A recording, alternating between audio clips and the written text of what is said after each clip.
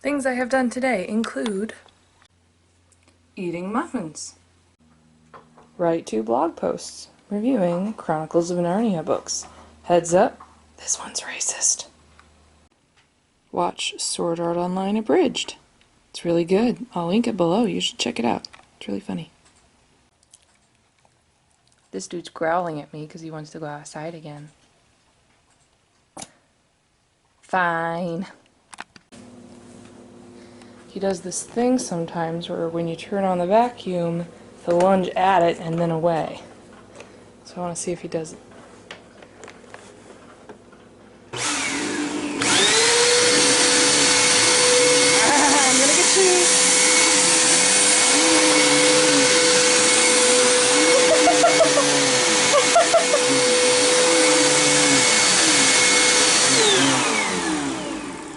I'm sorry, buddy.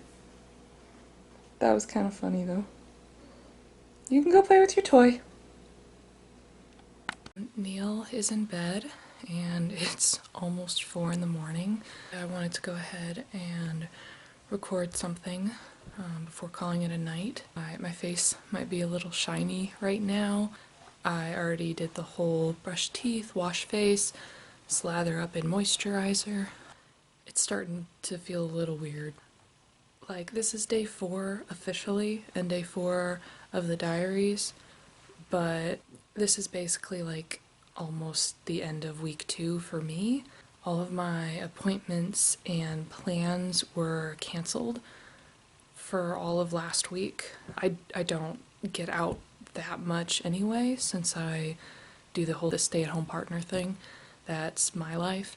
So if my appointments are canceled, I just don't leave anyway.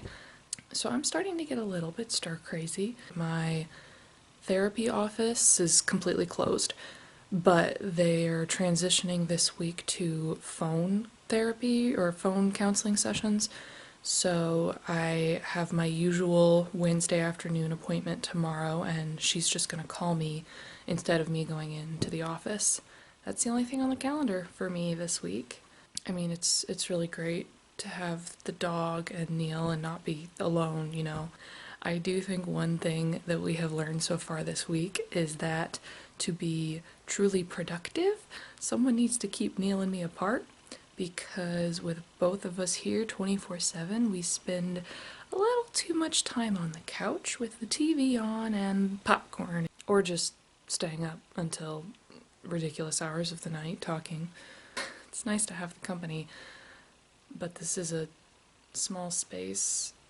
When you have a whole list of things to do, both like normal activities, so much laundry, so many dishes, and also all of those little projects that you always say you're going to get around to, it's like, oh, now's the perfect time to do them. It's not that you run out of things to do, it's just you start to feel this pent-up energy. You feel this need to get back to normal life, but I don't think we're gonna have a normal like everyone remembers or wants to get back to anytime soon. I don't think that's gonna be reality, and we're prepared for that. Realistically, I do think that the only place we're gonna be going for probably the next month is like the grocery store. It's important to remember why we're doing this whole quarantine, isolation, stay at home, whatever you want to call it. We've been doing this for, like I said, almost 2 weeks now. Neil's been going to work at the factory, going to the grocery store, and going to the gas station, but that's it. Yeah, we're officially under stay at home now, but we've been doing that for a couple weeks beforehand.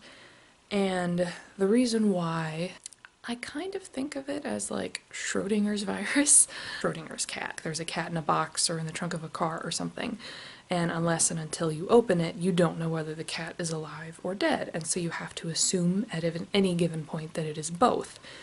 So with this virus, you don't know whether you have it or not, whether you're positive or negative, because we have no access to tests. So we have to operate as if we are both simultaneously. We protect ourselves as though we don't have it yet and don't want to get it, but we also protect others as if we already have it and don't want to give it to them. Last week I did have a mild fever, about 99 degrees for a couple of days, and towards the end of that there was like a little tiniest bit of a cough.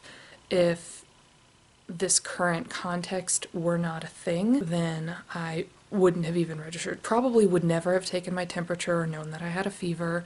Would have just taken some Tylenol and went on with my day as usual.